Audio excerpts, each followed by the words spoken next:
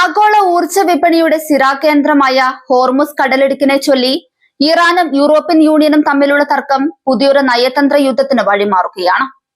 പശ്ചിമേഷ്യയിലെ സംഘർഷങ്ങൾക്കിടയിൽ ഹോർമുസ് കടലിടുക്കിലെ കപ്പൽ ഗതാഗതത്തിന് പുതിയ നിയന്ത്രണങ്ങൾ കൊണ്ടുവരാനുള്ള ഇറാന്റെ നീക്കമാണ് യൂറോപ്പിനെ ചൊടിപ്പിച്ചിരിക്കുന്നത്. അന്താരാഷ്ട്ര നിയമങ്ങളെ ഇറാൻ കാറ്റിൽ പറത്തുകയാണെന്ന് യൂറോപ്യൻ യൂണിയൻ ആരോപിക്കുമ്പോൾ യൂറോപ്പിന്റേത് വെറും കാപ്പട്യമാണെന്ന കടുത്ത നിലപാടിലാണ് ടെഹ്റാൻ. ഈ നിയമയുദ്ധം കേവലം വാക്കുകളിൽ ഒതുങ്ങുന്നതല്ല, മറിച്ച് ആഗോള സാമ്പത്തിക വ്യവസ്ഥയുടെ അടിത്തറയിളക്കാൻ ശേഷിയുള്ള ഒന്നാണ്. യൂറോപ്യൻ യൂണിയന്റെ വിദേശ നയ വിഭാഗം മേധാവി കാച്ച കല്ലാസ് ഈ വിഷയത്തിൽ ഇറാന് ശക്തമായ മുന്നറിയിപ്പ് നൽകി കഴിഞ്ഞു.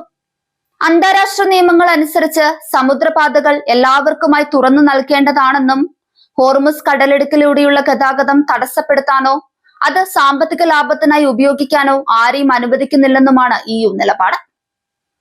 ആഗോള എണ്ണ വിതരണത്തിന്റെ അഞ്ചിലൊന്നും കടന്നു പോകുന്ന ഈ പാതയിൽ ഇറാന്റെ ഭാഗത്തു നിന്നുണ്ടാകുന്ന ഏത് നീക്കവും ആഗോള വ്യാപാരത്തിന് ഭീഷണിയാണെന്ന് യൂറോപ്പ് ഭയപ്പെടുന്നുണ്ട്. ഈ പാതയിലെ സ്വതന്ത്രമായ കപ്പൽ ഗതാഗതം ഉറപ്പാക്കാൻ അന്താരാഷ്ട്ര സമൂഹം പ്രതിജ്ഞാബദ്ധമാണെന്നും അവർ വ്യക്തമാക്കുന്നുണ്ട്. എന്നാൽ ഈ ആരോപണങ്ങളെ ഇറാൻ തള്ളിക്കളയുന്നത് വളരെ രൂക്ഷമായ ഭാഷയിലാണ്. ഇറാന്റെ വിദേശകാര്യ മന്ത്രാലയ വക്താവ് ഇസ്മായിൽ ബഗായ് യൂറോപ്പിന്റെ ഈ നിലപാടിനെ ശുദ്ധ കാപട്യമെന്നാണ് വിശേഷിപ്പിച്ചത്. അന്താരാഷ്ട്ര നിയമങ്ങൾ തങ്ങൾക്ക് സൗകര്യപ്രദമായ രീതിയിൽ മാത്രം വ്യാഖ്യാനിക്കുന്ന സ്വഭാവമാണ് പാശ്ചാത്യ രാജ്യങ്ങൾക്കുള്ളതെന്ന് അദ്ദേഹം കുറ്റപ്പെടുത്തി. ലോകത്തിന്റെ മറ്റു ഭാഗങ്ങളിൽ അന്താരാഷ്ട്ര നിയമങ്ങൾ ലംഘിക്കപ്പെടുമ്പോൾ നിശബ്ദത പാലിക്കുന്ന യൂറോപ്പ് ഇറാന്റെ കാര്യത്തിൽ മാത്രം നിയമം പ്രസംഗിക്കുന്നത് ഇരട്ടത്താപ്പാണെന്നാണ് ഇറാന്റെ വാദം. തങ്ങളുടെ സുരക്ഷയെ ബാധിക്കുന്ന കാര്യങ്ങളിൽ വിട്ടുവീഴ്ചയില്ലെന്ന് ഇറാൻ ഇതിലൂടെ ഉറപ്പിച്ചു പറയുന്നു. തർക്കത്തിന്റെ കാതൽ സമുദ്ര നിയമങ്ങളെ ഇരുപക്ഷവും എങ്ങനെ കാണുന്നു എന്നതിലാണ്. ഹോർമുസ് കടലിടുക്കിനെ ഒരു അന്താരാഷ്ട്ര ജലപാതയായാണ് യൂറോപ്യൻ യൂണിയൻ കണക്കാക്കുന്നത്. അതിനാൽ തന്നെ ഐക്യരാഷ്ട്രസഭയുടെ സമുദ്ര നിയമങ്ങൾ പ്രകാരം എല്ലാ രാജ്യങ്ങൾക്കും ഇവിടെ തുല്യ അവകാശമുണ്ടെന്ന് അവർ വാദിക്കുന്നു. എന്നാൽ ഹോർമുസ് കടലിടുക്കിന്റെ വലിയൊരു ഭാഗം തങ്ങളുടെ അധീനതയിലാണെന്നും മേഖലയിലെ സുരക്ഷാ സാഹചര്യം കണക്കിലെടുത്ത് ഗതാഗതം നിയന്ത്രിക്കാൻ തങ്ങൾക്ക് അവകാശമുണ്ടെന്നുമാണ് ഇറാൻ പറയുന്നത്. പ്രത്യേകിച്ചും അമേരിക്കയുമായും ഇസ്രയേലുമായും സൈനികമായ സംഘർഷങ്ങൾ നിലനിൽക്കുന്ന സാഹചര്യത്തിൽ ഇത്തരം നിയന്ത്രണങ്ങൾ അനിവാര്യമാണെന്ന് ടെഹ്റാൻ വിശ്വസിക്കുന്നുണ്ട്. ഈ നിയമപരമായ തർക്കം സൈനികമായ ഒരു ഏറ്റുമുട്ടലിലേക്ക് നീങ്ങുമോ എന്നതാണ് ലോകം ഉറ്റുനോക്കുന്നത്.